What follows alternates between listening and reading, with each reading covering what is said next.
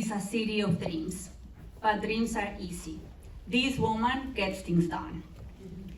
In 2015, she was instrumental in launching We NYC, Women Entrepreneurs of New York City, where Mari and I had the pleasure to work.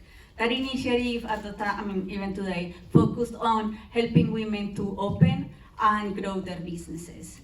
Then in 2017, she was behind the ideation of Women.NYC, going, in this case, beyond entrepreneurship. Our initiative currently focuses on increasing women's representation in emerging industries. And guess what? That's New York City's future economy. She knows that without a fair representation in high growth sectors, the future isn't female or diverse. In addition to all of that, this year, she launched Women Forward NYC. This time, going beyond economic development.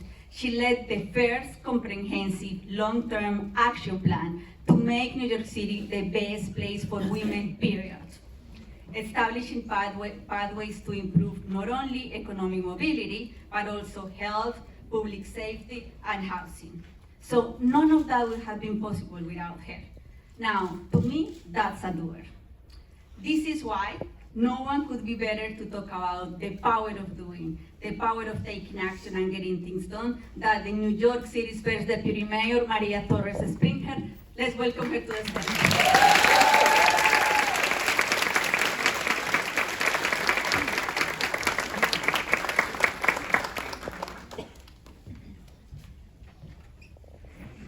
So much, Diana. What a generous introduction. And just being here in this room, I can feel much love, much energy, much spirit, and commitment to what we're here to talk about today. So thank you for inviting me to help kick off the inaugural Give to Women and Girls Day in New York City. I love the mission of today's event, to drive more support and resources to women and girls.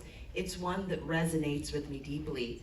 And given, it's a little dark, I can't see everyone, but I have a feeling that this is a room of icons and legends and fighters and doers and sheroes. And that just fills me with so much hope, not just for what this means for women and girls in this city, but certainly across the country. As the city's new first deputy mayor, I have the honor.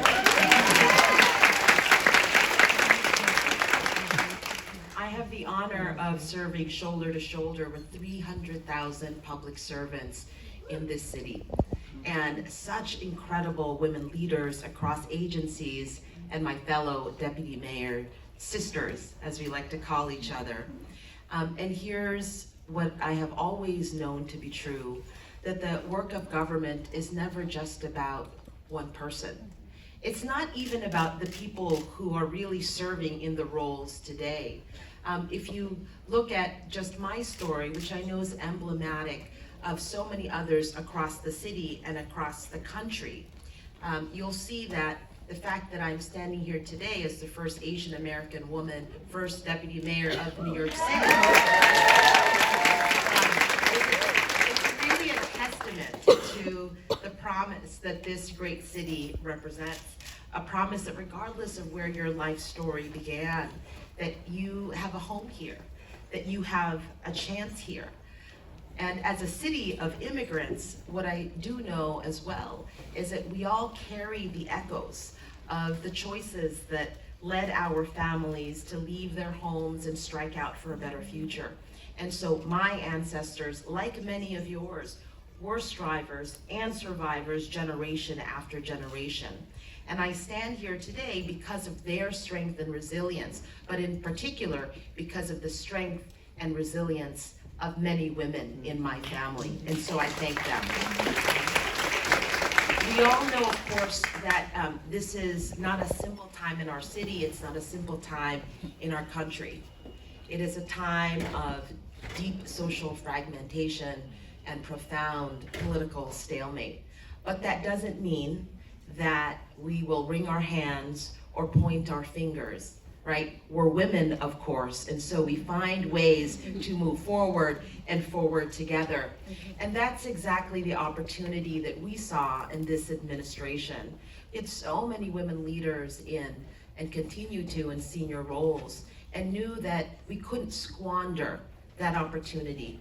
And it was an opportunity not just to raise awareness, not even to just make visible the work of women, and not even about launching programs, but it was an opportunity to really put at the center of our work what each policy, each program, each decision would mean for women and girls in this city. And that's why we launched Women Forward NYC.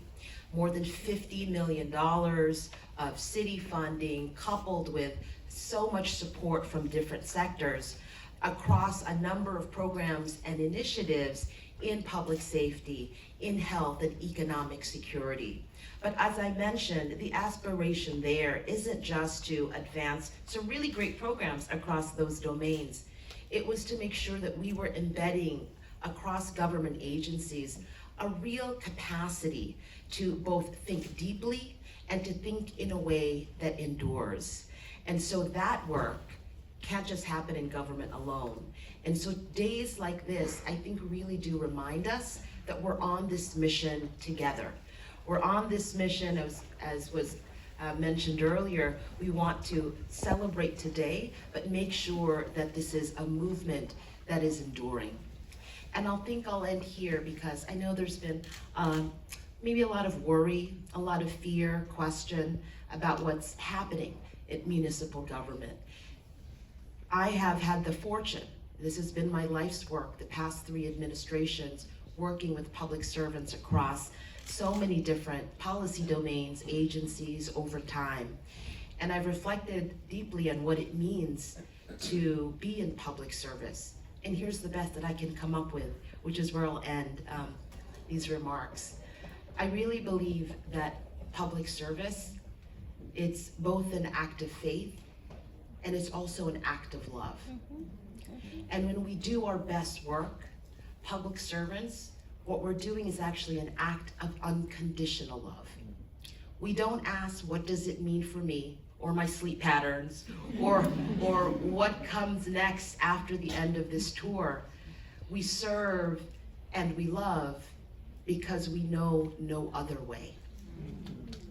And so my invitation to all of you, whether you're in government, in the private sector, in the not-for-profit sector, certainly in philanthropy, is to continue to show those acts of love for women and girls, show that love for our city, show that love for our country. I know on one hand, it's not a big step, but the challenge for all of us, and I think the mission, is to make sure that we're not taking small steps on this mission, but we're taking a great leap forward. I know we can do it. Thank you all for being here today. And I look forward to working with many of you so that we do everything in our power for women and girls across the country. Thank you.